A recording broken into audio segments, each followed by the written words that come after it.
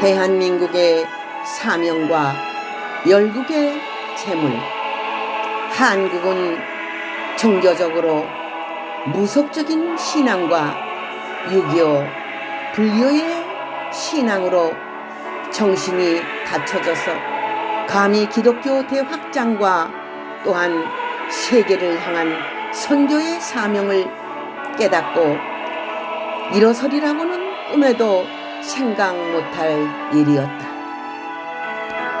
그러나 20세기 종말 시대에 하나님께서 선지자들이 예언한 예언과 같이 동방 한국의 정치 발전, 경제 성장, 교육 활성, 문화 행사, 종교 번창 등 갖가지의 기적들이 돌풍과 같이 일어나 세계인의 눈을 어리둥절하게 만들었고 86년이나 88년 세계올림픽을 통하여 동방 한국인의 기량을 과시하게 되면 이름도 없고 빛도 없는 동방 한국을 세계 속에 길이 빛날 민족으로 키우기 위하여 하나님께서 성장시키고 있는 과정이었다. 이러한 가운데 우리 한국 민족이 깨달아야 할 것은 무엇 때문에 이런 영광이 한국에 나타나나? 이것은 우리 인간에게 육신적으로 편하게 잘 살게 하기 위한 것이 아니요, 하나님께서 선지자들에게 예언한 예언을 이루기 위함인 줄을 분명히 알지 못한다면 오히려 육신의 영광은 민족 고통의 시초가 된다는 것을 깨달아 하나님께서 한국 민족에게 맡겨준 영원한 복음의 사명을 다하여야 할 것이다. 해 돋는 곳에 장막. 세상은 이사야서 59장 내용과 같이 점점 밤이 깊어가고 있음을 알게 된다.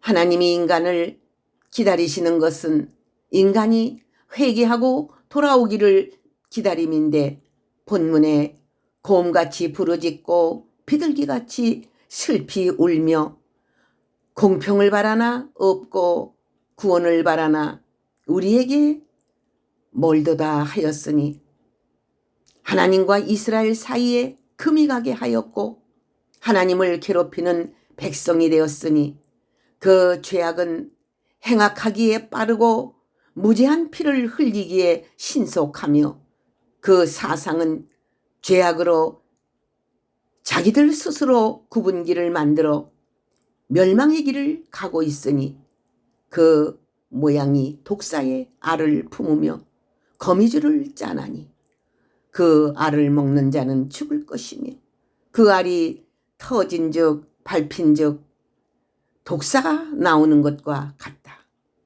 이 시대는 공평과 성실과 정직이 없는 시대요, 인간의 가장 선한 자라도 찔레 울타리보다 더 악한 자라는 것을 알 때에 사람은 많으나 사람 없음을 한탄하는 방주시대와 같다. 요즘 악한 사람들이 더 잘되고 사회도 종교도 정치도 악한 사람들이 관할하려고 하기 때문에 의로운 사람들이 앞에 나서서 일할 수 없는 난국이 온 것은 원수를 갚아줄 날이 가까이 온 증거이다. 앞으로 새로운 개혁이 일어나지 않는다면 공산당을 막을 수 없고 자본주의에 골마 터진 부패한 사상으로 빈민만 죽게 되니 하나님은 동방에 말씀이 임하게 하시는 동시에 그 말씀으로 새로운 변화가 일어나는 역사로 동방은 영화롭게 되고 서방은 그 역사 앞에 두려워하는 권세가 임하게 된다. 노아를 통하여 예언한 셈의 장막의 구원의 영광은 동방과 서방이 같이 사는 말씀의 생명수 역사라고 볼 수 있는데, 이 생명수는 은혜시대의 십자가 구원이 아니라 환란시대에 읽고 듣고 지켜야 할 예언의 법의 영육간에 구원받는 새 소망의 진리이다. 셈의 하나님 여호와를 찬송하리로다. 가나안은 셈의 종이 되고 하나님이 야벳을 창대케 하세요. 셈의 장막에 거하게 하시고 가나안은 그의 종이 되게 하시기를 원하노라. 창세기 9장 26절에서 27절. 이 예언의 말씀을 읽는 자와 듣는 자들과 그 가운데 기록한 것을 지키는 자들이 복이 있나니 때가 가까움이라. 계시록 1장 3절. 서방에서는 여호와의 이름을 두려워하겠고 해돋는 편에서는 그의 영광을 두려워할 것은 여호와께서 그 기운에 몰려 급히 흐르는 하수같이 오실 것이미로다. 이사야서 59장 19절.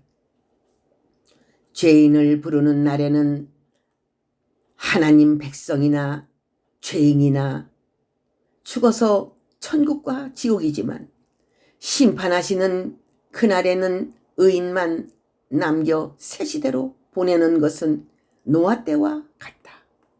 영혼 구원과 영육 구원의 차이점은 시대의 구분이며 정한 때의 묵시록을 달려가면서도 읽을 수 있게 된 것은 때를 따라 진리를 전하고 때를 따라 새 노래를 부르며 때를 따라 양식을 나눠줄 자가 주인이 오면 그 종이 이렇게 하는 것을 보고 그 종이 복이 있다고 주인의 모든 소유를 저에게 맡기게 된다. 하나님의 추수의 일꾼들이 먼저 동방 해돋는 편 한국에서 선구자로 일어나 빛을 발하게 되면 야벳 백인종들을 깨우칠 사명이 셈의 민족 한국에 있기 때문이다. 세계에 일어나 빛을 발하고 온 세계의 성전과 제단을 측량할 때는 한국 동방의 큰 영광의 빛이 영원토록 머무른다. 하박국서 2장 2절에서 4절, 마태복음 24장 44절에서 47절, 마태복음 24장 21절에서 22절, 계시록 7장 2절에서 3절. 사명자들이여 일어나라, 빛을 발하라. 가정과 교회와 민족과 세계의 운명을 두 어깨에 걸머진 사명자들이여 일어나라, 빛을 발하라. 어두움이 온 땅을 덮을 때에 일어나야만 복을 받게 된다. 일어난다는 것은 잠에서 깨어난다, 흑암을 벗어버린다, 정신을 차린다, 시간을 아껴 노력한다, 각성을 받고 돌진의 걸음을 걷는다 라는 뜻으로 해석할 수 있다. 언제나 하나님은 난국을 당하게 해놓고 여기에서 일어나게 하신다. 초대교회 때에 사도들을 일어나게 하시고 구약 말기에도 스룹바벨을 인으로 삼아 강권 명령으로 일어나 성전 복구하는 역사를 하셨으니 알파와 오메가로 끝을 맺는 하나님이시다. 역사는 종말 시대에도 하나님의 종들을 일어나게 하시되 모세를 일어나게 하시어 애굽으로 보내듯이 강권으로 보냄을 받게 된다. 악의 세력도 성경대로 일어났으면 의인의 역사도 성경대로 일어나는 것이다. 일어나라는 것은 하나님의 음성이요 명령이요 새 힘이요 권세이니 그 세미한 하나님의 음성을 막을 자가 누구랴. 역사적으로 일어난 선지자들은 첫째 이사야가 벗은 몸으로 3년간 일어나 외쳤고, 둘째로 예레미야가 40년간 예루살렘 멸망을 앞에 놓고 울었으며, 세 번째 아모스는 뽕나무 재배하던 농부로서 하나님의 부름을 받고 베델에서 외쳤다. 넷째, 바벨론에서 사드락, 메삭, 아벳느고는 우상 앞에 절하지 않고 일어나 풀무불에 들어갔으니 하나님은 그들을 통하여 크게 영광을 받으셨다. 다섯 번째, 다윗은 골리앗 앞에 떨고 있는 이스라엘 중에 일어나 골리앗을 돌로 쳐서 승리하였으며, 여섯 번째, 여호수아와 칼렙은 모세를 잃고 맥이 빠져 있지만 하나님의 음성을 듣고 일어나 이스라엘을 이끌고 가나안을 정복했다. 일곱 번째, 아브라함, 이삭, 야곱, 요셉이 이 모든 신앙의 조상들이 일어나 사명을 감당했다. 일어나 빛을 발하는 사람은 억울한 사정을 당하고 누명을 쓰고 고통을 당하고 관원에게 종되었던 자들이며 시련을 받아 지렁이같이 된 야곱들이다. 이 사람들은 준비를 갖춘 자들이요 흠과 티가 없는 인격을 갖춘 자들이다. 하나님의 역사가 해돋는 동방에 하수같이 임할 때는 그 역사를 받는 사람 외에는 일어날 수가 없는 것이니 이 사람들은 하나님의 사람들이기 때문이다.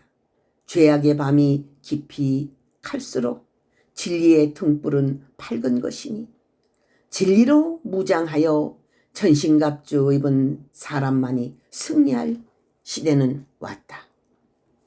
열국의 숨은 재물이 한국으로 온다. 열방은 내 빛으로, 열왕은 비추는 내 광명으로 나아오리라. 내 눈을 들어 사면을 보라. 무리가 다 모여 내게로 오느니라. 내 아들들은 원방에서 오겠고 내 딸들은 안기워 올 것이라. 그때에 내가 보고 희색을 바라며 내 마음이 놀라고 또 화창하리니 이는 바다의 풍부가 내게로 돌아오며 열방의 재물이 내게로 옴이라. 이사야서 60장 3절에서 5절.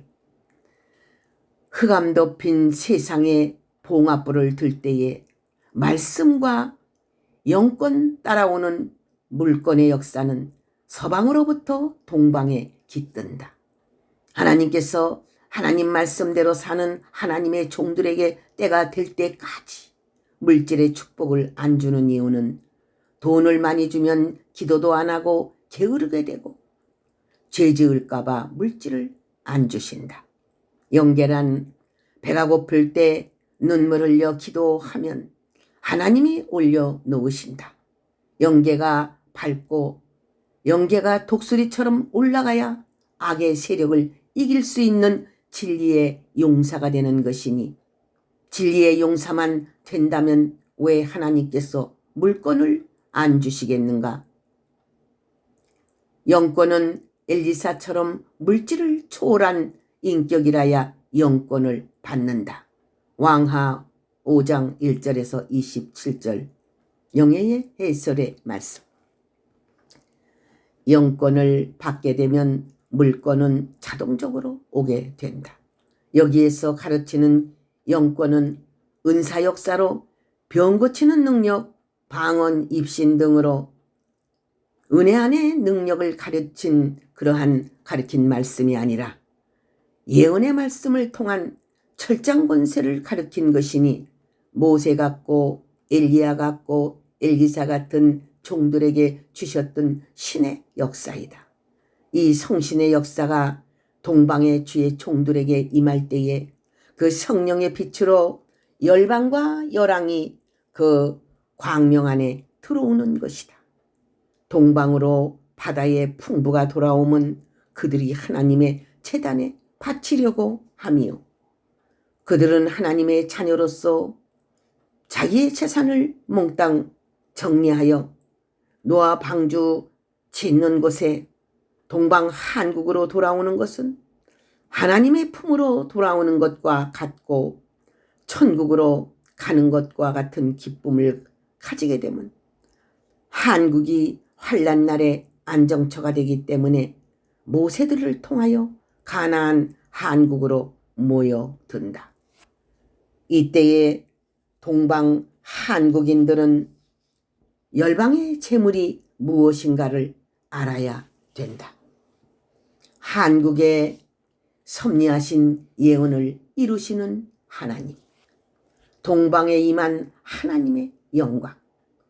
이사야서 24장에도 땅을 뒤집어 볼 때에 동방에서 여호와의 이름을 영화롭게 한다고 하였고, 이사야서 41장에도 동방에 여호와의 변론이 나타나는데 그 종을 새 타작기 같이 쓴다고 하였고, 계시록 7장 9장에도 흑암이 온 땅을 덮을 때에 해돋는 하나님의 인의 역사가 일어난다고 하였다. 분명히 해돋는 여호와의 영광이 임하고 서방에는 여호와의 두려움이 나타난다고 하였다. 또는 다니엘도 북방이 중동으로 내려밀 때에 동북에서 여호와의 영광이 나타나므로 북방이 떨다가 망한다고 하였다. 여호와의 영광이 임하는 것이 무엇인가? 그것은 이사야서 59장 21절에 내용대로 신이 임하고 말씀이 임하는 예언과 7명의 역사이다.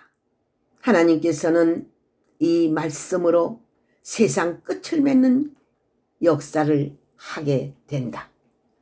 하나님께서 모든 선지자들을 통하여 종말을 예고할 때에 압박받고 멸시받고 천대받고 그런 사람들을 세시대로 보내며 약한 자들을 보호하고 강한 자들을 없애며, 하나님은 그리스도 나라를 이루기 위하여 가장 작은 자, 가장 약한 자, 멸시받고 천대받던 하나님의 사람을 통하여 뜻을 이루신다.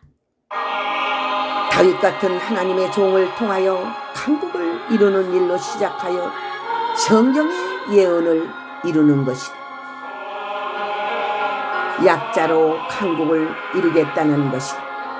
또한 약한 자, 가난한 자, 쫓겨난 자가 새시대로 가는 데는 동방 사람들을 통하여 이루어진다는 것이다. 하나님은 한국 민족을 때려서라도 하나님의 계획을 이루시는 것은 하나님께서 동방 땅끝을 들어 성민 국가를 이루시겠다는 섭리가 말씀에 있기 때문이다. 이사야서 60장 22절의 영예의 해설의 말씀. 할렐루야, 아멘.